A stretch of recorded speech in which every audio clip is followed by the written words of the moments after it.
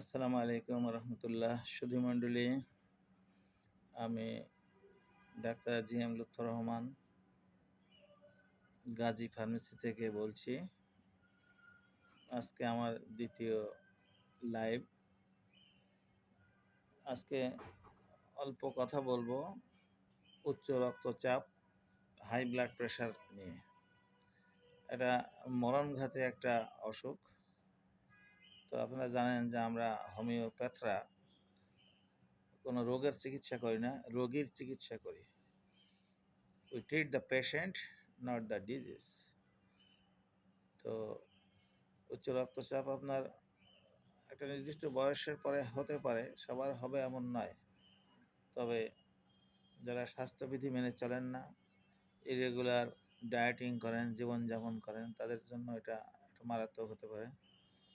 সুস্থ দেহের blood pressure systolic diastolic 120/80 হয়, কম বেশি হতে পারে। এটা যখন হাইপার টেনশনে যায় তখন আস্তে আস্তে বৃদ্ধি পায়, ক্রনোলজিক্যালি বেড়ে যায়, এবং বয়স যখন 40 পার হয় তখন আপনার 120টা প্লাস হতে পারে, 130-40, 80 থেকে 85 হতে পারে, 90 হতে পারে। এবং এটা সবসময় খেয়াল করতে হবে, মাপতে হবে।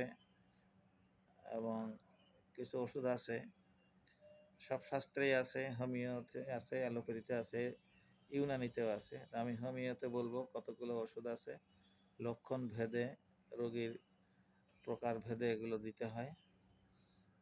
যেমন আপনার বেলেডোনা প্রথম আসে, ক্র্যাটিগাস আসে, টার্মিনালিয়া অর্জুনা আসে, এরকম অনেক ওষুধ আছে।